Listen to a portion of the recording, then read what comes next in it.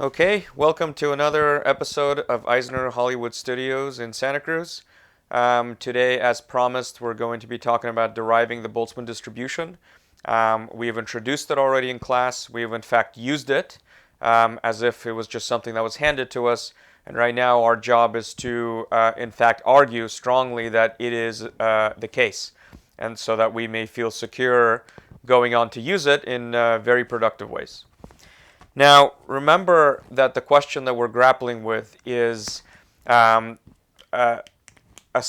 a system, for a macroscopic system, and in our particular case with a fixed total number of particles, volume, and temperature, we would like to know what is the probability that when we reach in at random and make an observation, we find our system in some microstate. We've been saying microstate J. And by J we mean any index, right? Remember, we imagine that the Schrodinger equation has been solved for our macroscopic system of interest, and we have generated an infinite number of solutions, energy levels, and wave functions that are associated with them, perhaps degenerate energy levels.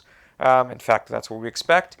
And so we have at hand a set of microstates that this kind of macroscopic system can find itself in.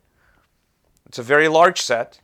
And with each microstate is associated a specific macroscopic energy level. For this kind of a system, we would like to know what is the probability that when we look and measure its state, we find it to be in microstate J. The reason why we are interested in that broad question is that once we know the probability distribution for a system to be found in some microstate, we can go on to calculate mean values or average values of certain properties or deviations from the average in a very formulaic way, just like we've used so far in the course. And so if we could just have this, we would be making substantial progress towards our final answer. And the answer that we seek is the relationship between microscopic and macroscopic properties of a system. So let me remind you what we're talking about. The canonical ensemble is the subject of what we've been discussing so far. And in the canonical ensemble, we imagine that we have a series of macroscopic systems that are all identical copies, macroscopically speaking, of the same one system of interest that you are studying. Not sure how long I'm going to keep drawing these boxes. And so this keeps going.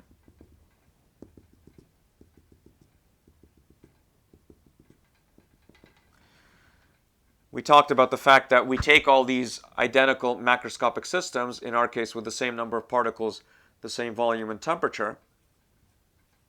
So once again, in the same macro state.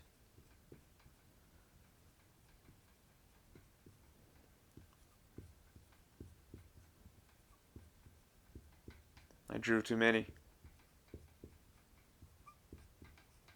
So we've put these labels, number of particles, volume, and temperature, signifying that these net values are specified.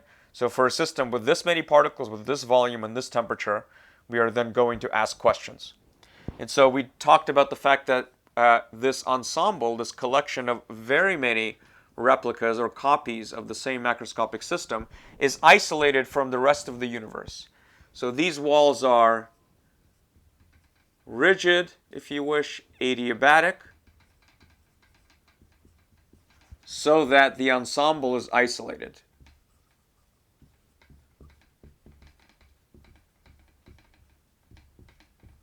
And the statement that the ensemble is isolated has two immediate implications. It means that whatever systems you happen to have in your ensemble, when you have isolated it, are trapped inside that isolation zone, if you will, containment zone. And so what this immediately means is that the total number of systems in the ensemble, total ensemble systems, we talked about the fact that we're going to call this number pi following Tyrrell-Hills notation. This number is fixed by virtue of having taken or having made so many replicas of our system. And we, of course, imagine that this quantity goes to infinity. It's very large. It's finite, but very, very large. And we are free to do this. as an intellectual exercise. And so we talked about the fact that in this ensemble, the same macroscopic state occurs or recurs. Every system is in the same macroscopic state. But if you were to just look at some point in time and observe each one of the systems in the ensemble, suppose you labeled them, system 1, system 3, system 4, and this keeps going, and maybe this is system 55, this is system 56, 57, 58, and it keeps going. We've put labels on them. Suppose we observe every single one of these numbered systems, and we ask, or we write down the result of the measurement of the microstate in which each system is. In general, what you find is that all these systems will have random microstates. At any given point, system 1 might be caught in microstate, let's say 30. System 2 might be caught in microstate 70. System 4 or 3 might be caught in the ground state, microstate 1, perhaps, assuming it's non-degenerate.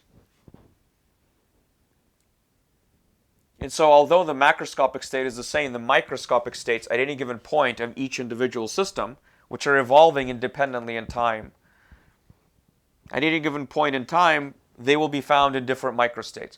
But some systems will be found in the same microstate. In fact, we expect that we have so many systems, we'll see the same microstate over and over again. For example, we'll expect that we'll see many systems that happen to be in microstate 1, and many systems that happen to be in microstate 2, and some other number of systems, but also large in microstate 3, and so on. Because again, we imagine that this number is gigantic. Take the limit as it goes to infinity. And so there will be many systems in the same microstate, but generally speaking, the systems will be found in some random microstate, from one to the next, possibly changing. And so we would like to understand, we would like to derive an expression that is related to usable or useful quantities from a practical point of view that relates the probability to find any one of these systems in microstate J. This is what we seek. We would like to find this probability for the system to be found in any one of its microstates. And we would like to have the entire probability distribution for all microstates at once. Because only with that full set of all exhaustive and mutually exclusive possibilities can you calculate mean values or different moments of the probability distribution. And so to get at this question that we've been driving towards and hinting about and going after specifically in class now for a couple of lectures in Zoom, let us now go after this. And the path that so one can take a number of paths here. There are a number of ways to derive the Boltzmann distribution, each one informative and worth understanding. But given our time constraints, we will go after one specific one. And that one is the treatment following Terrell-Hill. So we will be very closely following Terrell-Hill, and trying to use his notation to the best of our ability, so that you may look back and read further about it, or in greater detail, or use that as a jumping point for further study in his book. Engel and Reed also covers this at some point, but it's not in the same, I would say, logical flow. And so I find this to be more natural, and that's why that's the choice that we made. And I believe this follows lecture notes 4 and then 5, covering this, what we're talking about now. So to do this, we're going to use a fictitious ensemble. We're going to try to make some practical calculations that will ultimately allow us to answer this question. And so instead of thinking of an ensemble with an infinite number of systems, we'll think of an ensemble that is very small, only 4 total systems, 4 replicas, all in the same N, V, and T macroscopic state. And so let us look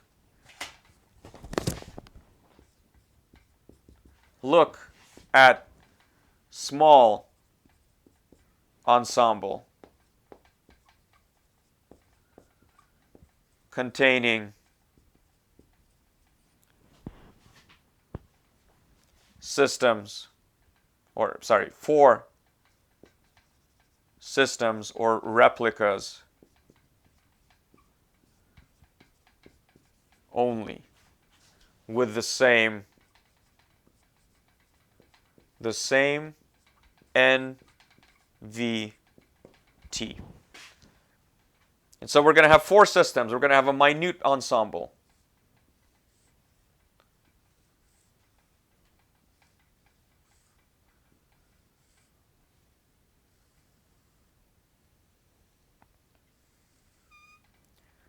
We will erect adiabatic walls around our four-system ensemble so that it may no longer interact with its environment.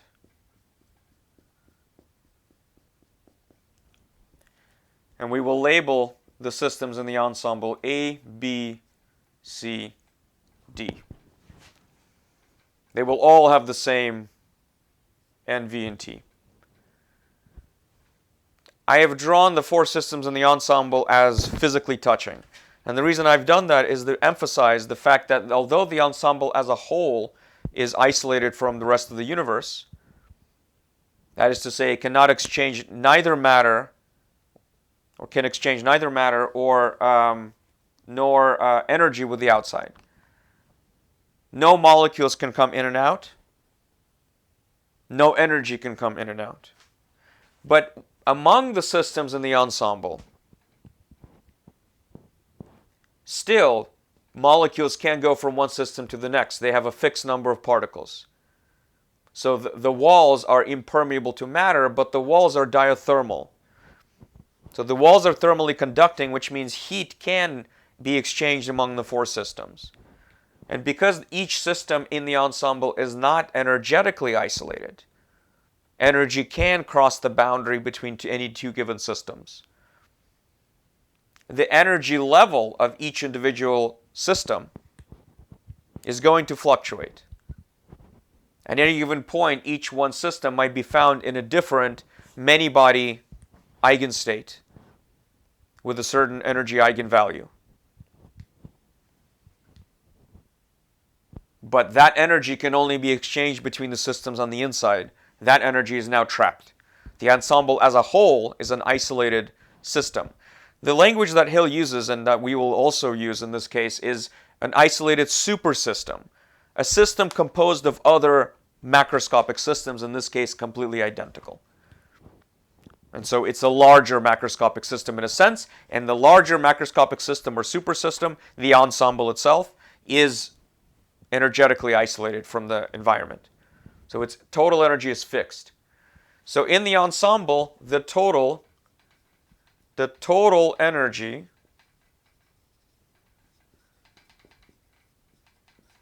of the ensemble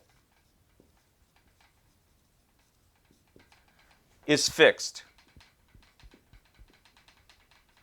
Just like the number of systems in the ensemble is fixed once you've set it down and said, this is my ensemble.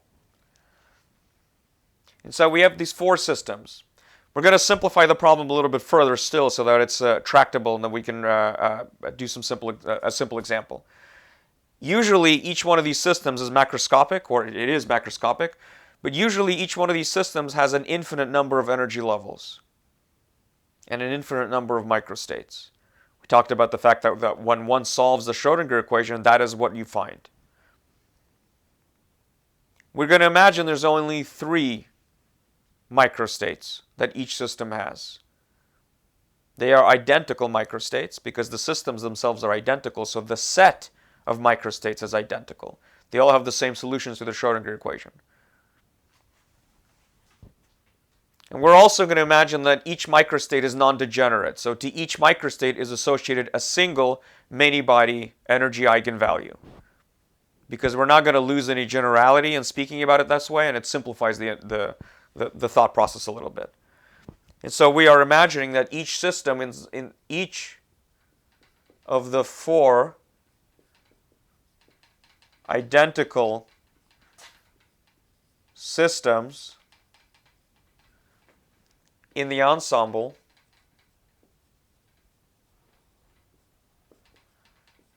has only 3 non-degenerate microstates.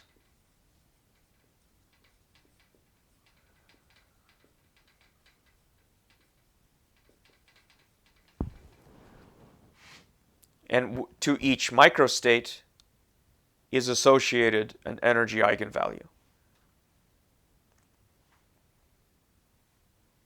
Okay, let's pull out the board and let's keep working on this with this fictitious system that we've just created. Oops. Random bike wheel. Oh, and of course I forgot to erase, so you will have to witness me doing the erase of shame as you wait, as we get rid of the binomial distribution, which frankly deserves more respect.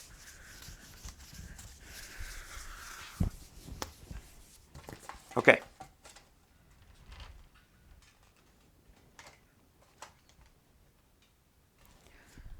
So we have four systems.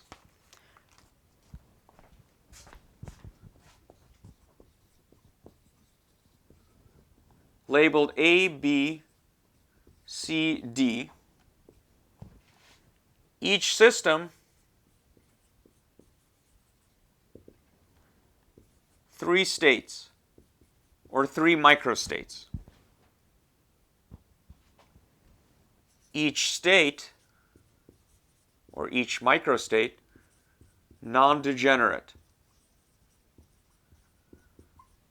Therefore, we can label them with just the energy eigenvalue, E1, E2, E3. These are the many-body energy eigenvalues. And we've discussed how we should think about this idea for some simplified systems, but for systems that have many particles.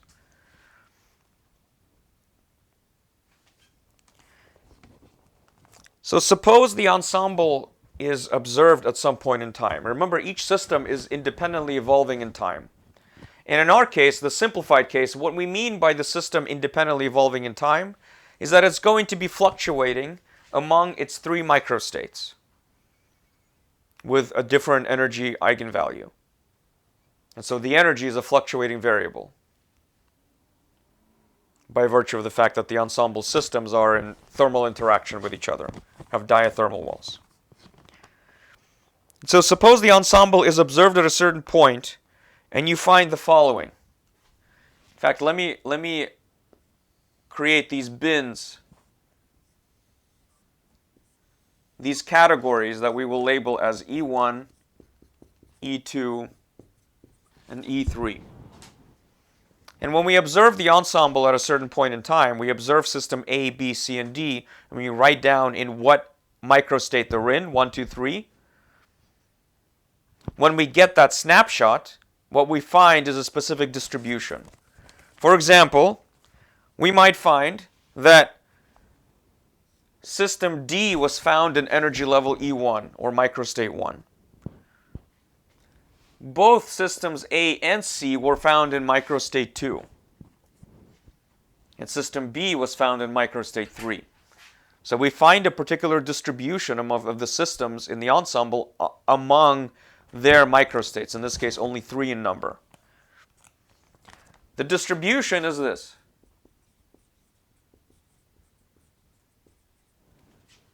If this is microstate,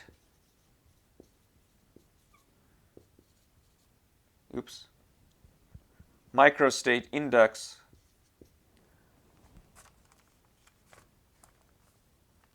and this is number of systems in the ensemble in that microstate.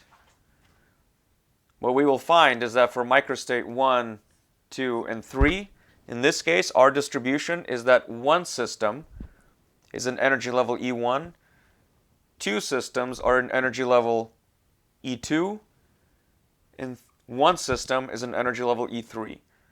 Let me put little quotation marks. Or N1 equals 1, N2 equals 2, and 3 equals 1. All of them add up to 4, right? So N1 plus N2 plus n3 is 4. Because we have 4 total systems, and each one of the systems is going to be found in some microstate. So when we look at all the possible microstates and we ask how many systems happen to be found in this particular microstate, how many systems happen to be found in this particular microstate, and so the same for the third one, we write it down, we come up with a total number of systems. And that makes sense.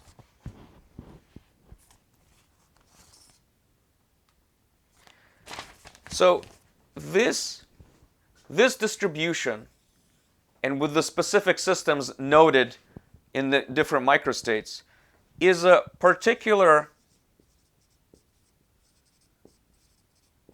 state of the ensemble as a whole.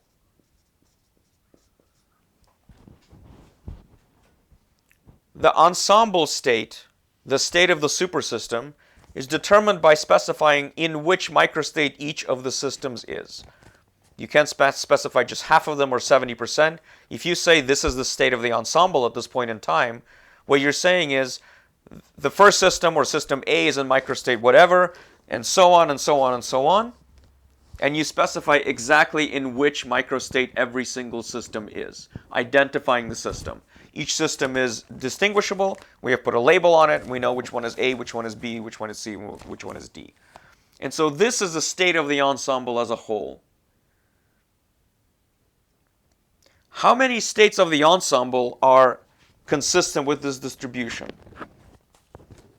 How many combinations of these 4 objects are there such that one object is in category 1, 2 objects are in category 2, one object is in category 3?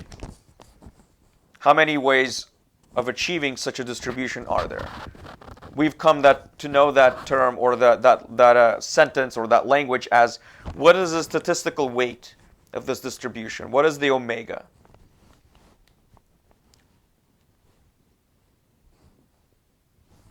And we know what the answer to that question is. We've seen this a number of times. The statistical weight of this distribution is the number of systems factorial divided by the factorial values of each specific category. So one system in microstate 1, 2 systems in microstate 2 or category 2, one system in microstate 3.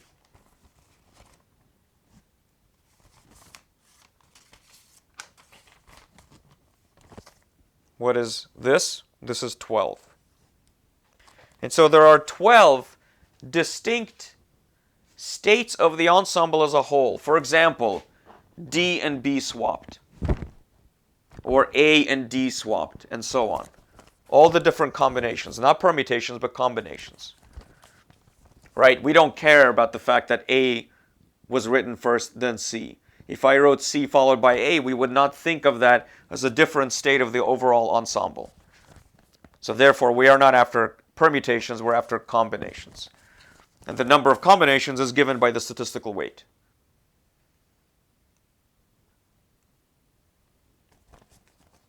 And so there are 12 distinct states of the ensemble as a whole that all have this distribution. This is one of those 12.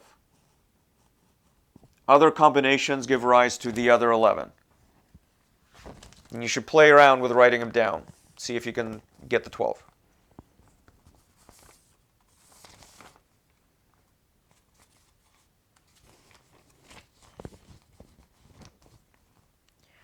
Now, suppose you obtained another distribution.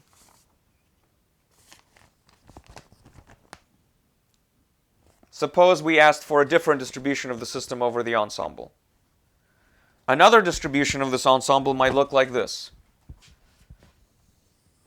For example, the ensemble is observed at another point in time, and one finds a different distribution.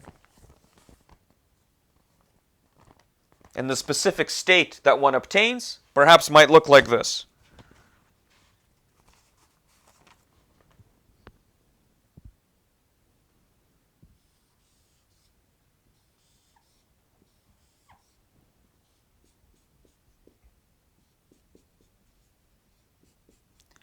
Remember that the state of our ensemble, the specific state of our ensemble, is specified by saying which precise system is in which microstate.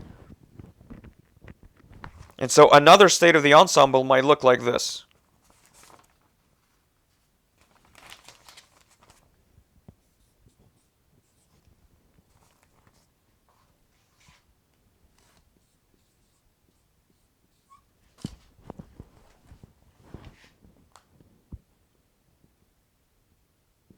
And so in this case, we have no systems of the 4 in energy level E2 or microstate 2. We have 2 in E1 and 2 in E3. So the distribution with which this particular distinct state of the ensemble as a whole is associated with, the distribution is N1 equals 2, N2 equals 0, and 3 equals 2.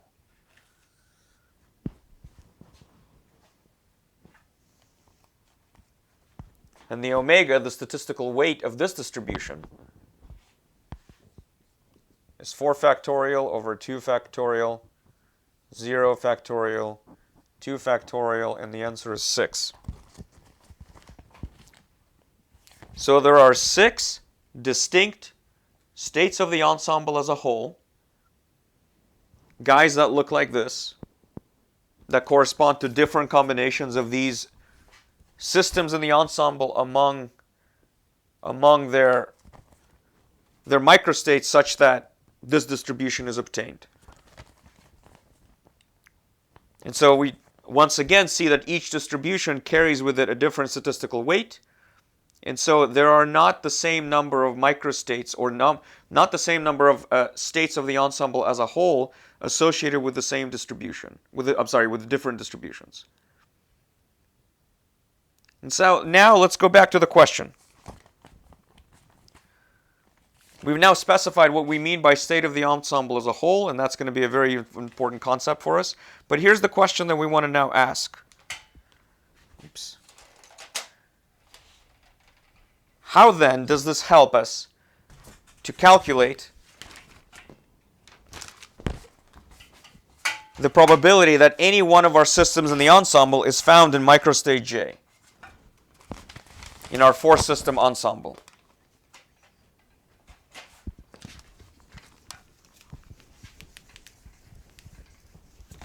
And so we've already started discussing this in our Zoom lectures. And then we will continue to beat on this until it makes sense, or at least attempt to do so. By the way, I know that the light distribution is now even crazier than before, but I wonder if that actually helps because it's not as saturating. And so maybe this will actually be more clear. Let's hope. So, what is the question that we're after? What is the probability? What is the probability that any one system in the ensemble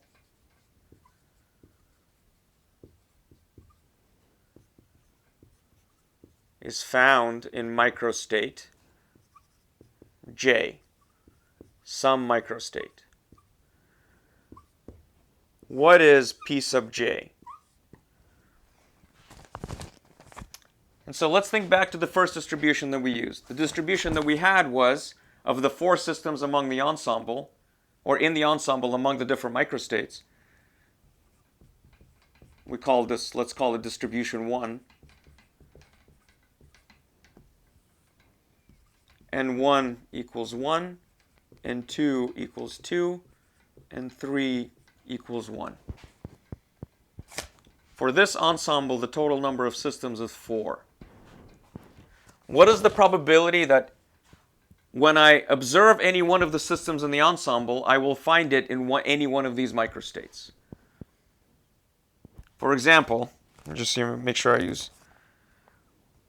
What is the probability that any one system in the ensemble looked at, observed at random, is going to be in microstate 1 with energy level E1? Well, remember, per our very beginning definition of probability, what is the probability of a specific occurrence or circumstance? The way we defined it at the very beginning, or one of the core ways in which we defined it, was the number of outcomes that are favorable to or consistent with a specific circumstance or occurrence divided by the total number of all possible outcomes. And so the way we would find the probability to be in microstate 1, according to that definition, according to the frequency interpretation of probability that we discussed in the very first recording, would be to look how many systems in the ensemble are found upon an instantaneous observation of everyone in microstate 1, and divide that number that is found in microstate 1 by the total number of systems. In this case, it would be 1/4. The probability to be microstate 2 would then be 2/4 or 1/2, and the probability to be microstate 3 would also be 1/4. So that's what the frequency interpretation would entail for us. And of course, we would imagine that we're not just dealing with a 4-system ensemble. This is for us to just get our bearings. We would imagine that pi goes to infinity, the number of systems in the ensemble. And so this really is consistent with the way we've been talking about, for example, defining that the probability of flipping a coin and getting a tails is 1/2. We imagine that we take the limit as the number of coin flips goes to infinity, and we imagine that, or we find that half the time we get a head and half the time we get a tail. Therefore, that's what the probability is. We imagine that it'll limit as the number of systems in the ensemble goes to infinity. The number of systems in the ensemble upon an instantaneous observation found in microstate 1 divided by the total number of systems in the ensemble is the probability that when observed at random, any one of the systems in the ensemble, your one system of interest, is found in microstate 1.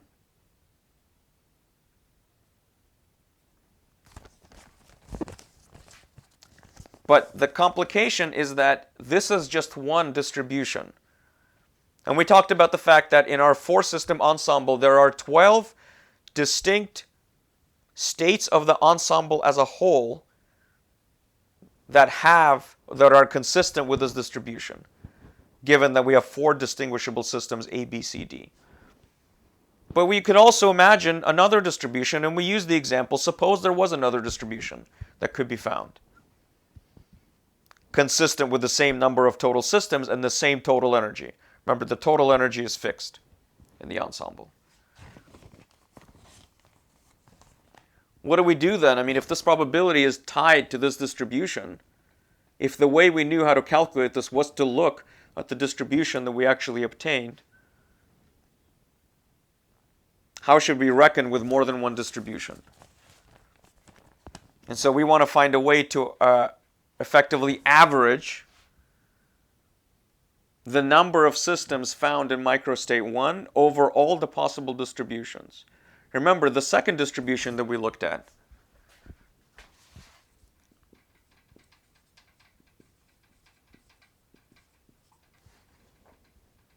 call it distribution 2, was n1 equal to 2, n2 equal to 0, n3 equal to 2. Remember, this is the microstate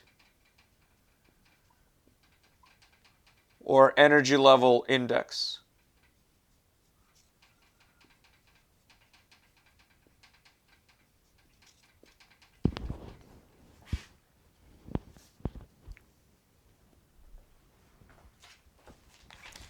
And so how do we reckon with this? I mean, if we were to find the probability to be in microstate 1 here, we would find not n. Or rather, I should say n1 divided by pi, which is 2 divided by 4, which is 1/2, which is not the same as this. So once again, the probability to be in a specific microstate, in this microstate 1,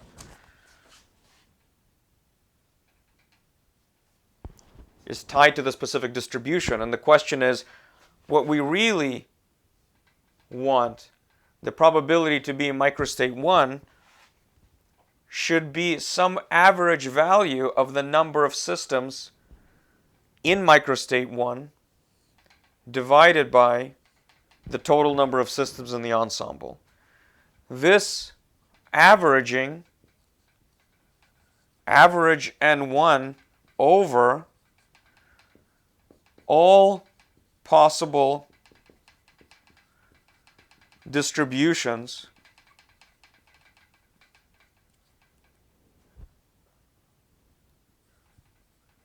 consistent with fixed number of systems in the ensemble and total ensemble energy.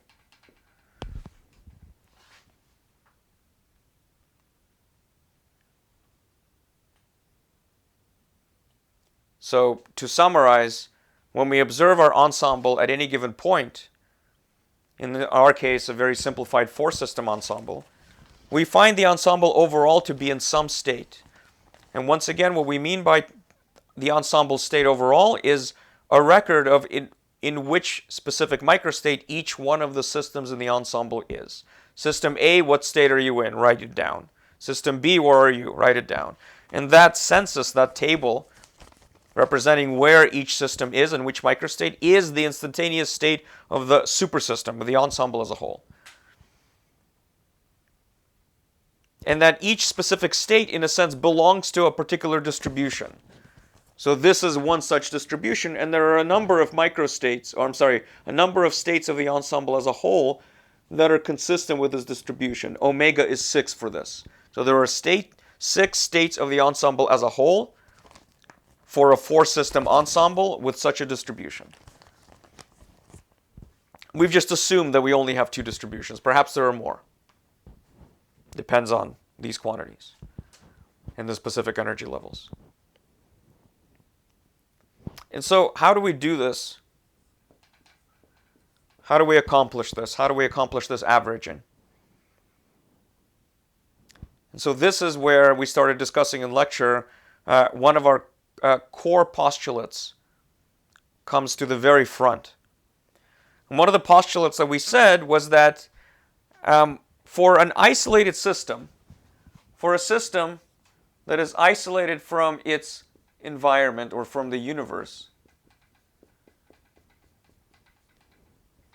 isolated in the sense that energy can't leave or come in, and particles can't leave or come in. So E N V fixed. Not T and V, but E and V in this case. The postulate that we said is that this energy level, so first of all, we should say that when the system is isolated, and it's a quantum mechanical system intrinsically, when its energy is fixed, that energy is going to be one of its many eigenvalues. Because that's all that's possible quantum mechanically. So it's going to be in some specific macroscopic n-body energy level. We talked about the fact that macroscopic or many-body energy levels, where the number of particles is enormous, like 10 to the 23rd, those energy levels are extremely degenerate. And so there are many microstates of this macroscopic system that are consistent with that energy level. Extremely degenerate. And the postulate, one of our core postulates, said that any one of these microstates of this isolated system with a fixed total energy number of particles and volume is equally likely, equally probable. So we are ignorant to any possibility that any one of the microstates is more important than another. We have no reason to suppose this. We talked about the fact that we are making an assumption that is to be validated by experimental measurements, which of course it has, for macroscopic systems.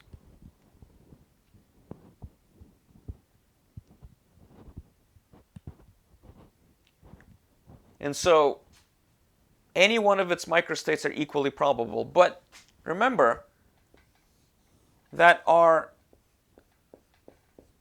four-system ensemble as a whole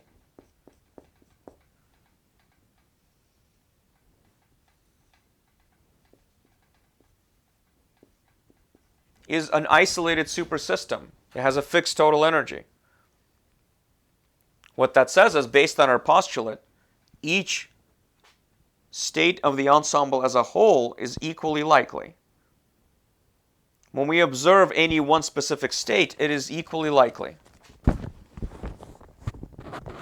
So that means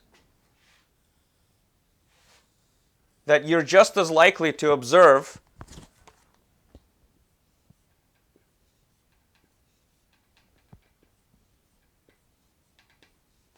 you see which example that I used.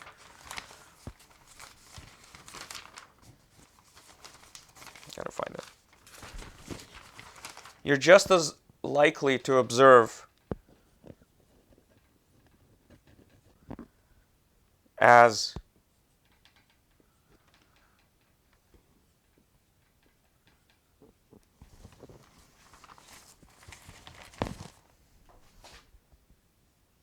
these are two equally likely,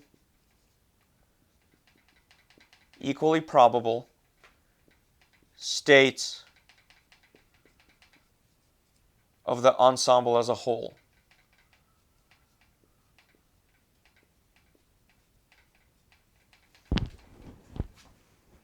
Per our postulates, these unique, distinct states of the ensemble are equally probable because the total energy of the ensemble is fixed. It is itself an isolated system. The systems among each other within the ensemble are not isolated. They can exchange energy, but the whole thing is.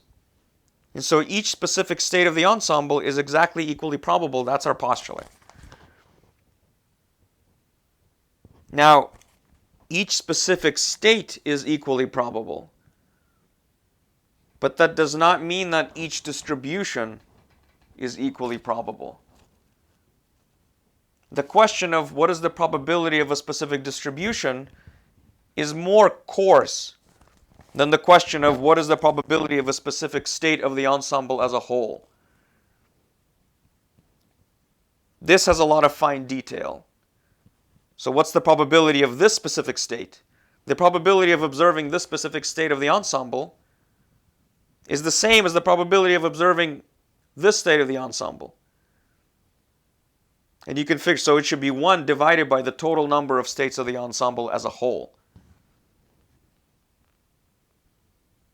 And you can figure that out based on the examples that we've done with coins and dice. But this distribution had an omega of 6. And this distribution had an omega of 12. Any one of these 6, for example, that. Any one of these 12, for example, that. Any one of those states of the ensemble as a whole is equally probable. But the probability of this distribution is not the same as the probability of achieving this distribution. This distribution has 12 ways of being achieved. This distribution has 6 ways of being achieved. And so just like the question that we reckoned with, what is the probability that when you throw 4 dice in a row, or throw 4 dice simultaneously, what is the probability of a specific distribution among the different outcomes, among the different faces? We talked about how to find that probability. Similarly, we could ask the question, what is the probability of this distribution, and what is the probability of this distribution? It should not be the same. Each state of the ensemble is equally probable. Each outcome is equally probable. Each specific arrangement of systems among its different microstates in the ensemble is equally probable. But the probability of this distribution should be larger than the probability of this distribution, because there are more ways of achieving this. You are going to find this distribution more frequently. any one of its 12 microstates might appear. But there are 12 ways of getting there. There are only 6. So 12 of these guys and only 6 of these guys. Each one equally probable, but the probability of a distribution is not the same. What is the probability of each specific distribution? Let's see what we hit this time. Nothing.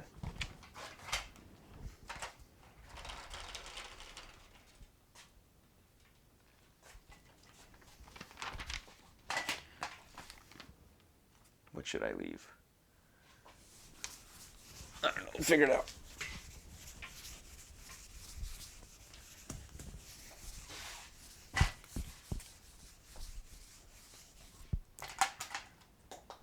The probability to obtain or to find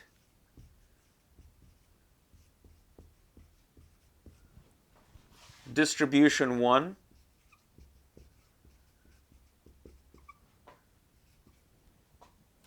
which was n1 equals 1, n2 equals 2, and 3 equals 1.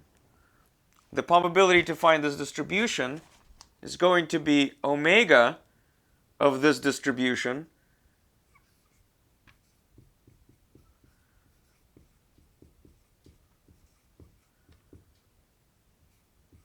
the statistical weight of the distribution divided by the total number of possible microstates of the states of the ensemble as a whole. Remember that if we could list every possible distribution, which in principle we can, we've said we only have 2 in this simple example. If we could list each of them and calculate their omegas, and we add up all of their omegas, we'll get the total number of outcomes. We saw this, we discussed this for dice. And so in the denominator is the sum or the number representing all possible states of the ensemble as a whole. This should be a sum on, let's say, k omega sub k, where this is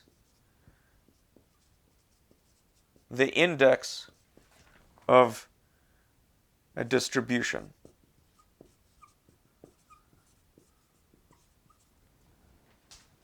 For us, in our example,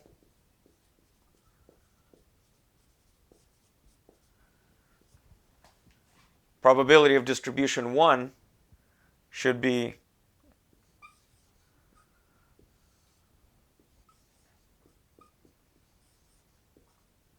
which was 12 divided by 12 plus 6.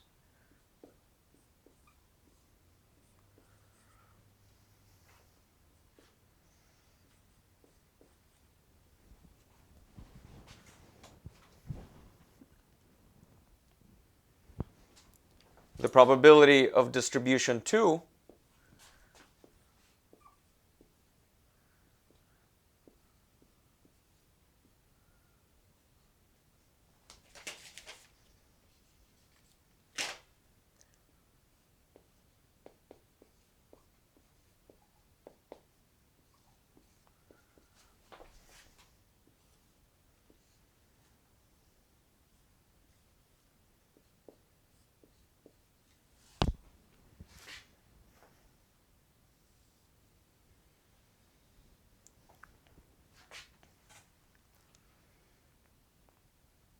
And the reason this is true is because any one of the microstates is equally probable of the ensemble overall, the ensemble as a whole.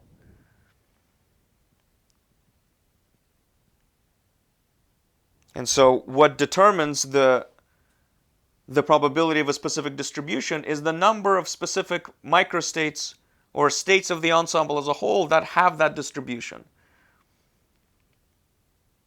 The question, remember, if we remember back to our original kind of language with probabilities, it's effectively asking for what's the probability of this specific state and that specific state and this specific state where all specific states have this kind of a distribution. and we add the mutually exclusive probabilities for each specific state. But there are going to be 6 of them, and they're all going to have the same probability. How many total states of the ensemble as a whole? Well, it ought to be the sum of the 2 distributions in this case. Or assuming that we have these 2 distributions. So 18 states of the ensemble as a whole.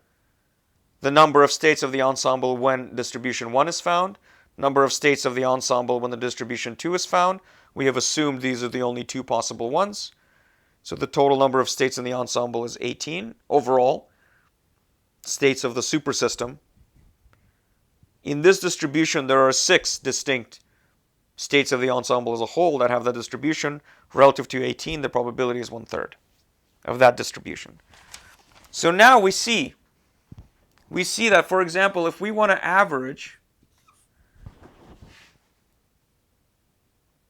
the number of systems in microstate 1, number of systems in ensemble in microstate 1 with energy level E1. Remember, we said the energy levels are not degenerate, so they are 1-to-1. This should look like the probability of distribution 1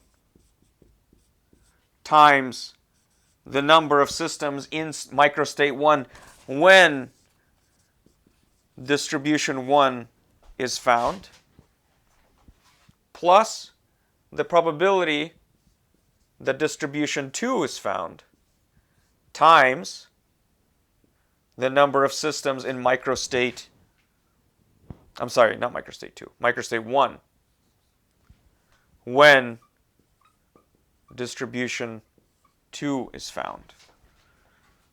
Let me erase this so you can see it a little bit clearly. So we have 2 possible distributions in our toy example. When distribution 1 is found, there are n1, or there are this number of systems in microstate 1, this number of systems, n1 dash distribution 1. But we can also find the distribution 2, and when you find distribution 2, there are a different number of systems in microstate 1 with energy level 1 appropriate for distribution 2. And to find the average number of systems in the ensemble in microstate 1,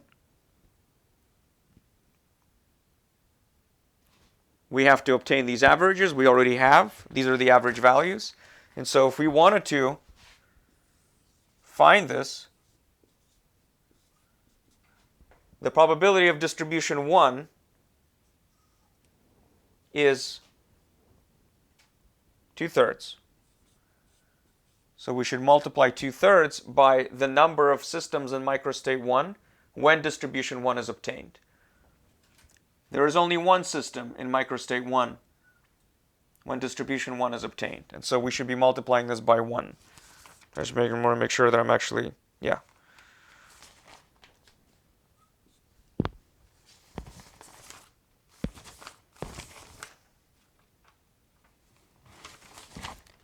The second probability for distribution 2 is 1/3. But when you are in distribution 2, there are 2 systems in microstate 1. And the average value turns out to be 4/3.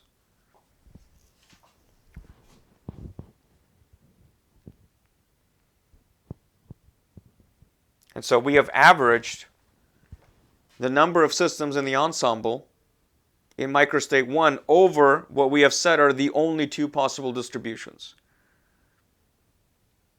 But that's how it comes about. And once we've done this, once we've obtained this, we can now say that the probability to be in microstate 1 when any one of our systems in the ensemble is observed at random, the probability that it will be found in microstate 1 is this value that we've just averaged over the total number of systems in the ensemble. So it's 4/3 times, there are 4 systems in the ensemble. The probability is 1/3.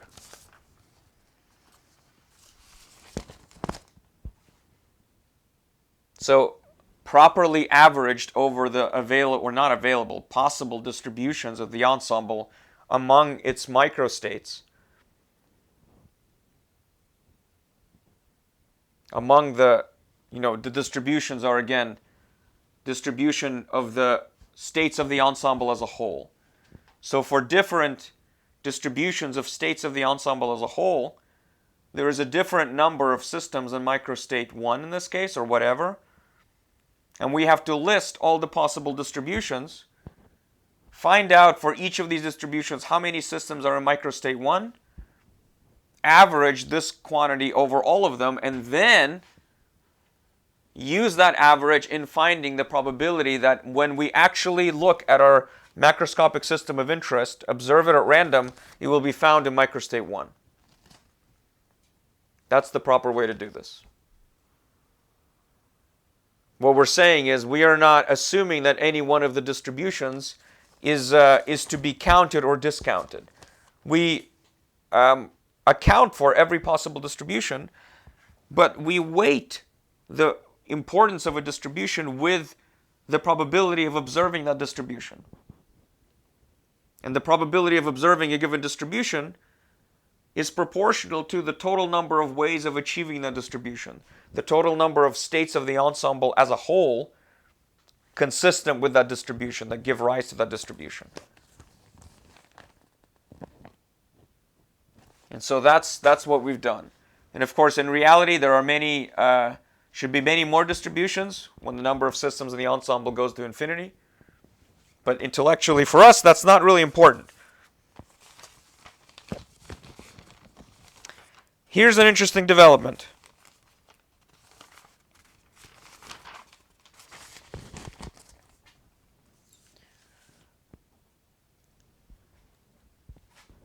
When the number of systems in the ensemble does go to infinity, as is the case for the ensemble that we started thinking about, it turns out that one of the distributions, and there will be many of them, one of the distributions becomes what's called the dominant distribution. We talked about this in our Zoom meeting. There's going to be one distribution that has an omega associated with it, its statistical weight, that is going to be so much larger than all the other distributions. Or perhaps there will be just a few distributions that have an omega that is astronomical, and all other distributions have a very small number of ways of achieving them, a very small omega.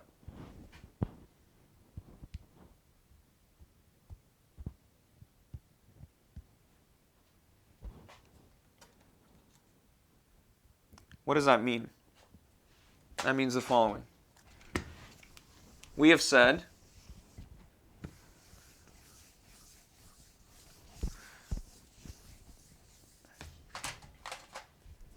that what we want is the probability to be in a specific state J, microstate J, of our macroscopic system, one of the replicas in the ensemble, is the number of systems in the ensemble in microstate J averaged over all the possible distributions consistent with a certain number of systems in the ensemble and a certain fixed total energy.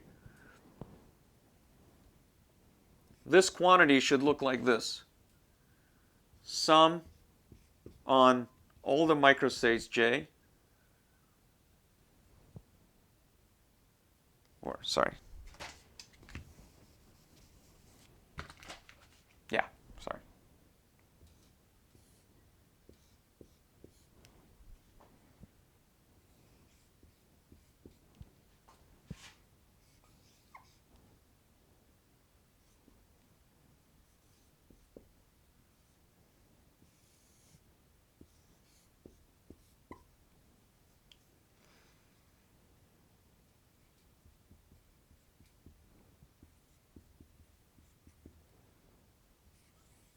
shouldn't use J, I'm sorry.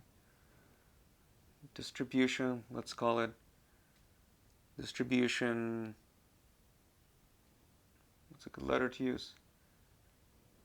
M.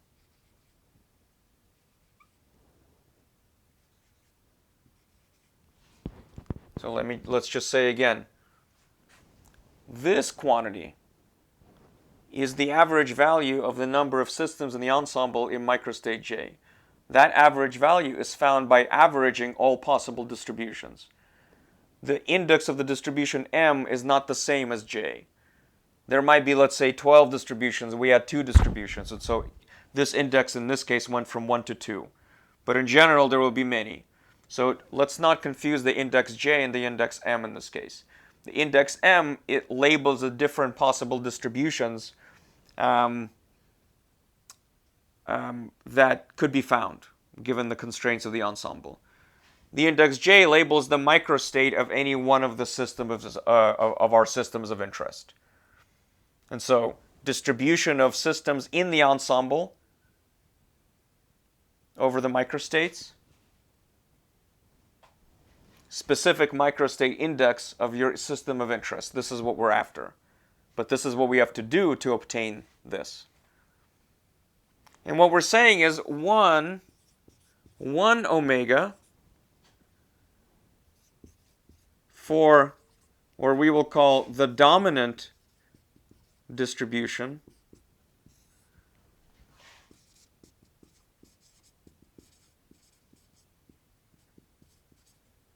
is much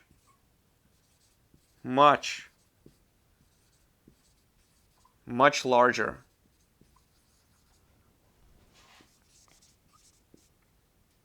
than all other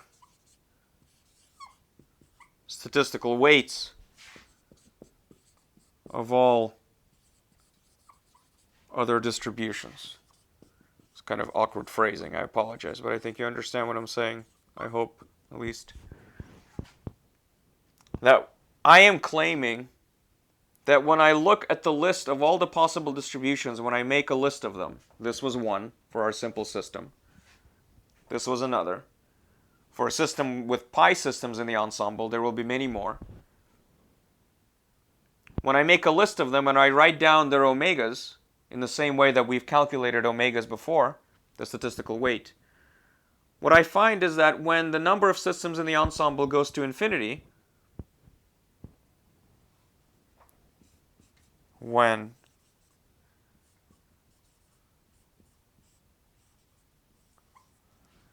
one of the distributions dominates, and it dominates so much that I can ignore all the other distributions.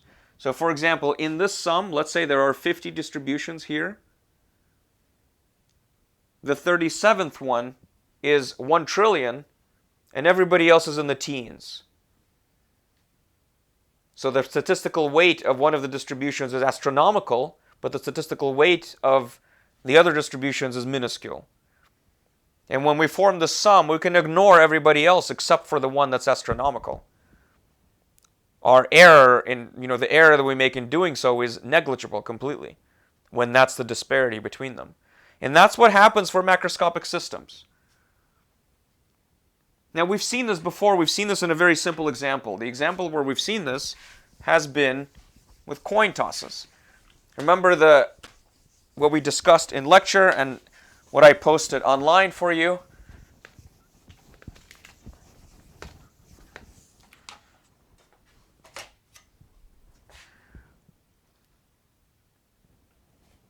Remember the example of n coin flips. What we found was that when we plotted omega versus a specific distribution, in this case it was number of heads, which by the way immediately implies number of tails, because that's that's n minus number of heads. There's only two outcomes.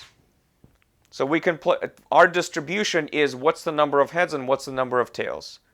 And head and tail. So that's our distribution. We saw that initially our distribution was broad, centered about n over 2. If it was 100 coin flips, this was 50. And then as n became larger and larger,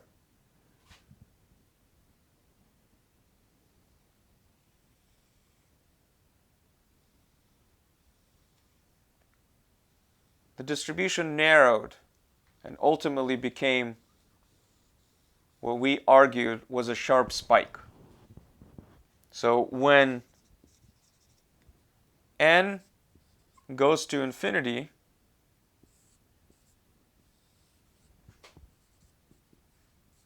omega plotted for each distribution looks like a sharp spike with the distribution n, in this case, heads star, where star means dominant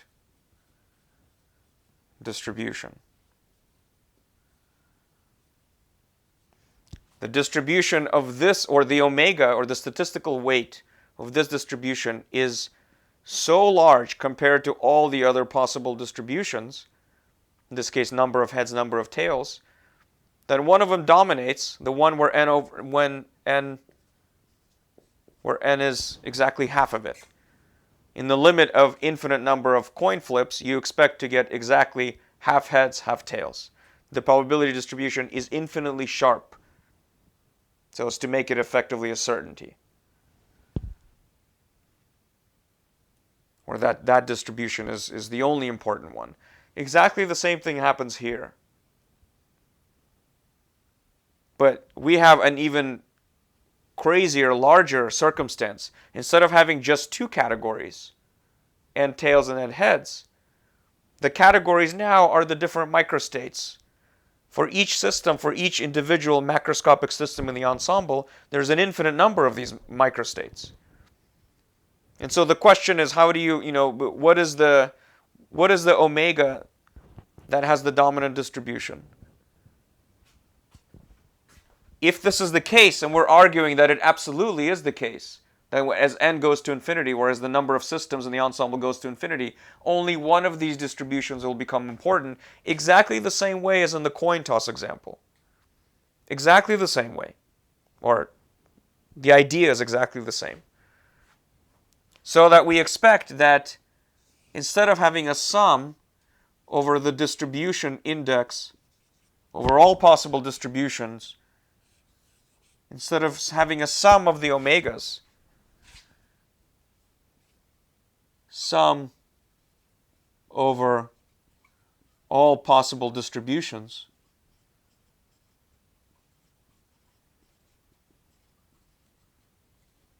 this thing becomes effectively just omega for the dominant distribution. This is the statistical weight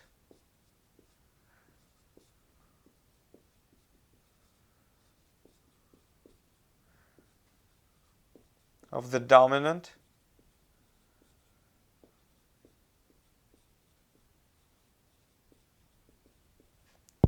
distribution. So the sum collapses onto a single term. For us, that would mean that this quantity is 1 over pi. In the numerator, we just have omega star times nj, the number of systems in the ensemble in microstate j when the dominant distribution is observed, divided just by a single term, omega star. The omega stars cancel, and so in the limit, as the number of systems in the ensemble goes to infinity, the probability to be in microstate J is the number of systems in microstate J for the dominant distribution divided by the total number of systems in the ensemble. So for all the talk of properly averaging the number of states in microstate J over all the possible distributions that could be found, consistent with the constraints, we have argued that when the number of systems in the ensemble goes to infinity, you don't need to do that. You effectively just have one distribution with which you need to reckon in finding this probability. And therefore, all we must do